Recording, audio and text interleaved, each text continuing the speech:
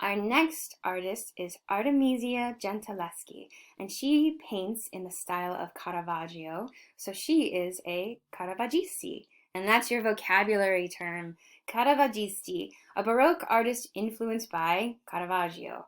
Now, Artemisia Gentileschi, she is our first female painter for this quarter. Woohoo! She's not the very first female painter ever, just the first one that we're looking at in this class. If you want to know more about her, email me and I can give you some more information. She is an extremely interesting person. She was born into a painter's family. Her dad was a painter and he trained her as a painter. She became extremely talented and celebrated artist. She was the first woman member of the extremely exclusive Florence Academy of Design. And what we know about her from her letters shows her to be a very strong and confident businesswoman. In some of the contracts she's negotiating with her patrons, she very specifically uh, is charged the same amount of money as a man. Her argument being, I'm as good as a male artist, so you will pay me the same amount of money as a male artist. Now, in this self portrait here, we see her playing a musical instrument. She was also a very talented musician. There's a lot about her that I could tell you about, but I honestly am struggling because I'm going to tell you something about her life, but I don't want it to be the thing that defines her for you. Artemisia Gentileschi, as a young woman, her father was her painter teacher. He also had hired his friend to be a painting instructor to her. And it was during this time that the father's friend molested and raped Artemisia during their painting lessons.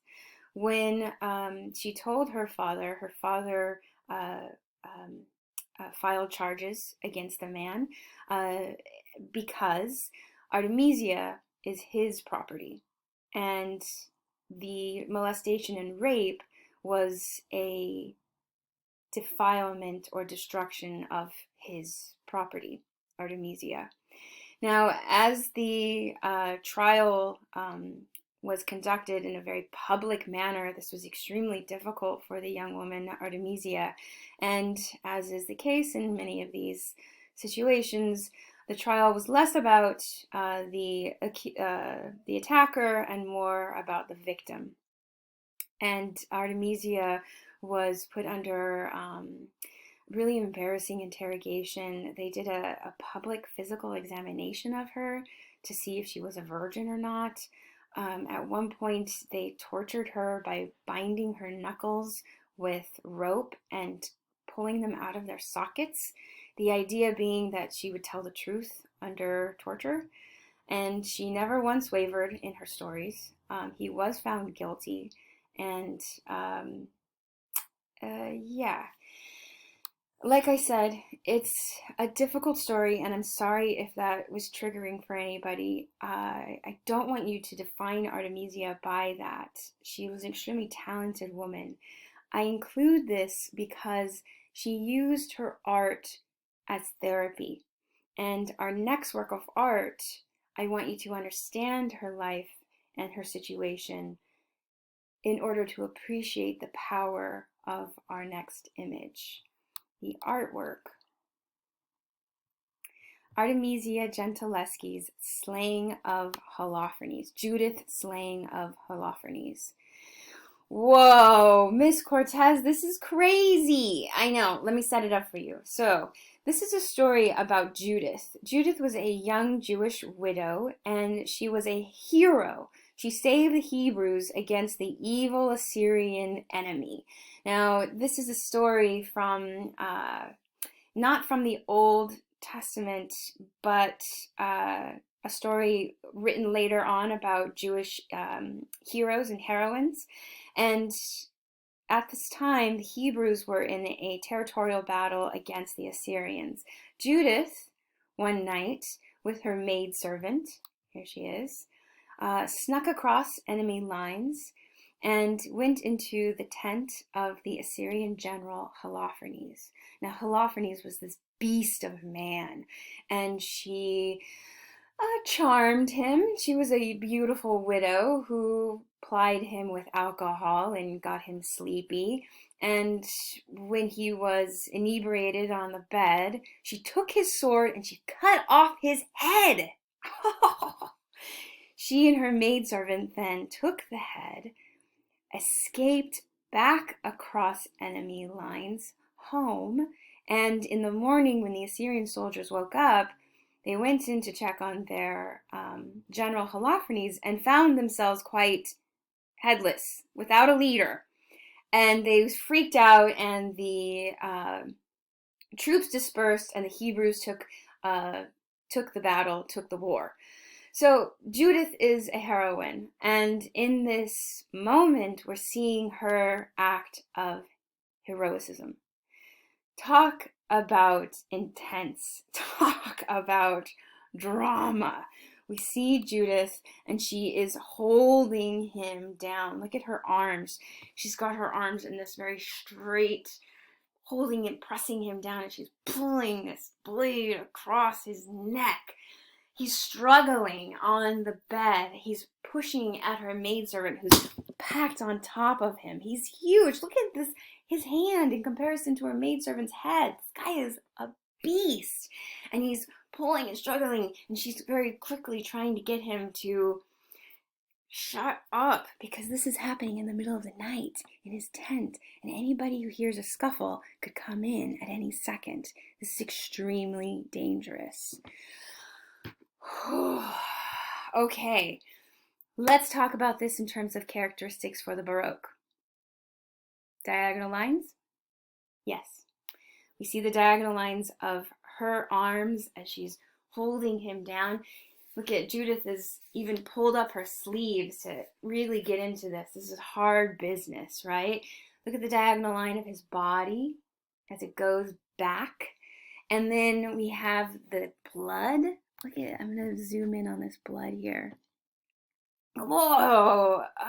The blood is spurting out in this diagonal line, so everything is in motion. Everything is pushing and pulling, rising and falling, creating this tension of mass and weight. Okay, what else do we see? Tenebrism. Yep, you said it. Tenebrism. So we have this very dark background, this hot pop of light on the figures.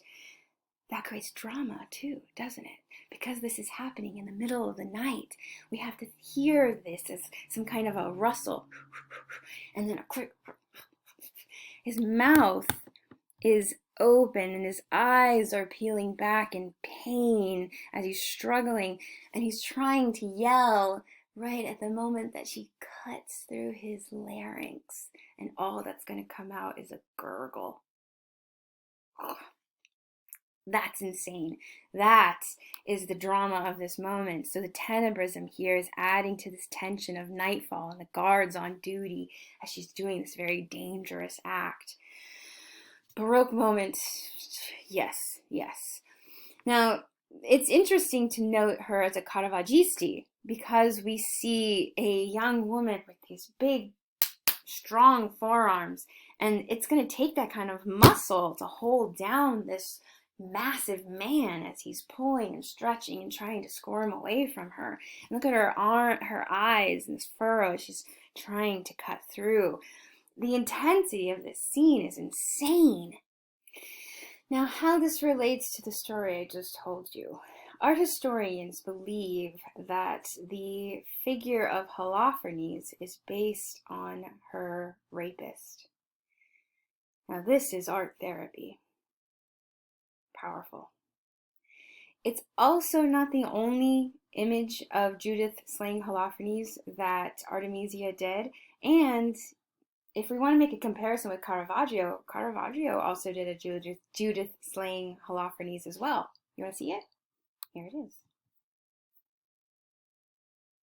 This is Judith beheading Holofernes by Caravaggio, and we see the same story, same figures. There's Holofernes we see Judith, and we see her maidservant, but there are some distinct differences, right? I wish we were in class together, because what I would do is I would ask you, what do you see that's different about them? How are they similar?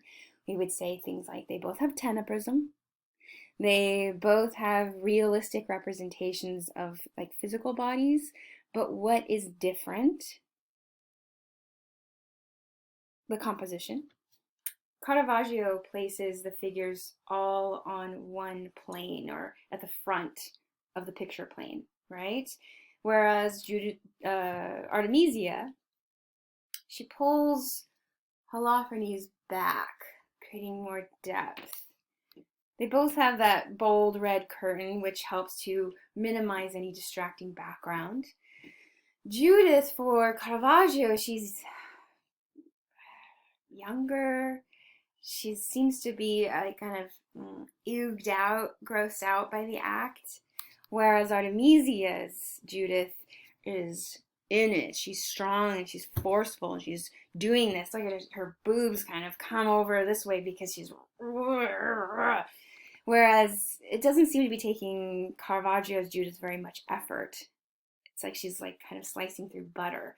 And this blood is insane. It's like Quentin Tarantino blood. It's super bright. Oh gosh, would you be behaving like that if you were Holofernes?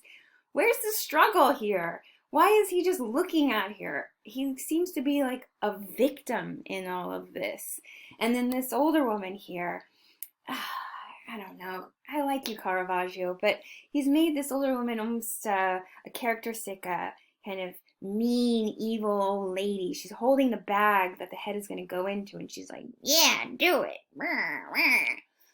I can make the argument that he's probably playing or showing off his ability to paint a man and a woman and an older woman to show the talent of age and gender. Okay.